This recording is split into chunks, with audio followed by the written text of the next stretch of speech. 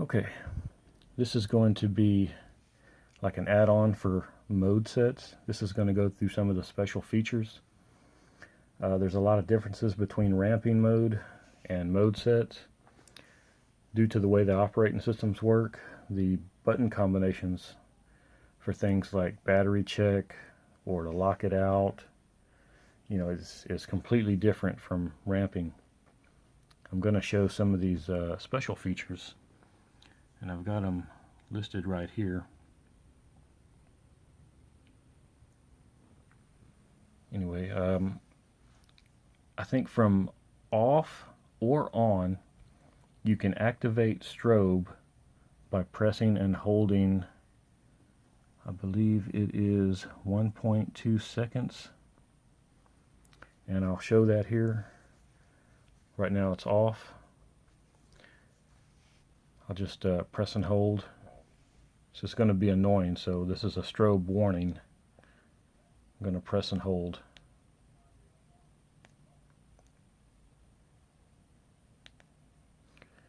And then I'm going back to my normal level.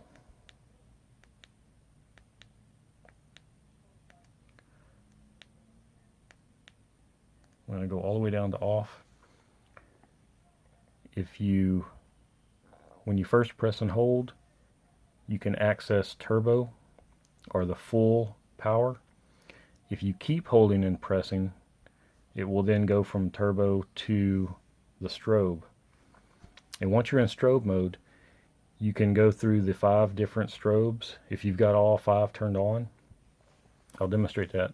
So it's off. If you press and hold, it will first go into turbo. I'm going to keep pressing and holding, then it'll go to strobe, and then I'm going to cycle through the 5 strobe modes. There's turbo. Oops. Let me turn it off. I forgot what I was doing. Okay. Press and hold. Turbo. Now we're in strobe. There's the different strobe and beacon levels. And once you're locked into a particular mode, this is the 10-second beacon. You can go backwards to the lower strobe levels. I'll go to 2-second beacon by pressing and holding. Okay, there we go. Now I'll go to bike check. This is just this particular process of going forward and backward through the strobe modes is basically the same as what I showed in the ramping video. That's bike flash. Anyway, I don't want to show all the rest, but I'll do it real quick. There's a tactical strobe and the constant frequency strobe. Let's turn off of that. Okay, let's see the next thing. I'll show the battery check. Okay, to do battery check, you start with the light off. You have to do 1 click, and then very quickly, as soon as you click it, you have to press it and hold it, and then it will blink out the voltage. You don't have a lot of time. It's a little tricky to do. 1 click and then immediately press and hold. Okay, there we go. It's blinking out. That was 4 and 1. These are freshly charged batteries. So you're getting 4 and 1, so 4.1 volt. Okay, 1 click turns off battery check. Now to lock out, I'm going to do 2 clicks really quickly and then hold. So it's click, click, press, and hold. And that's going to lock out the light. Okay, I'm not sure if that worked. Let's try it. Nope. Okay, let's start over. 2 clicks. Press and hold. There we go. That's the 4 blinks to tell you that you're locked out. And now, see, click, does nothing.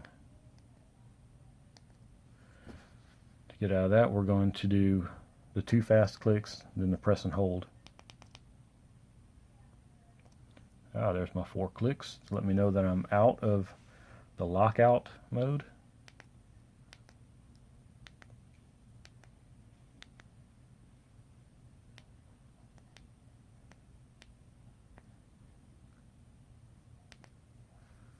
Okay, let's see what else we've got here. Covered most of these things. Battery, lockout. Yeah, covered how to turn on strobe.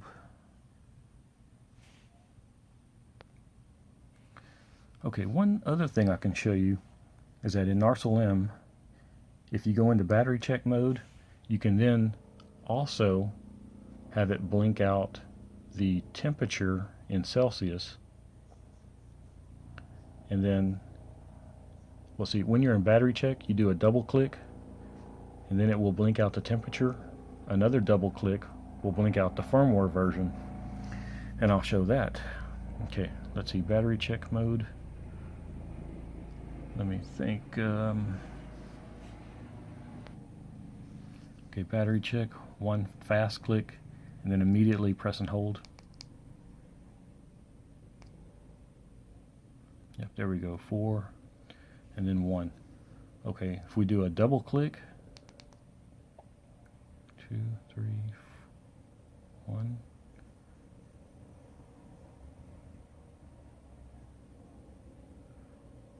Okay, I think it's blinking out 3 and then 1. So that would be 31 degrees Celsius.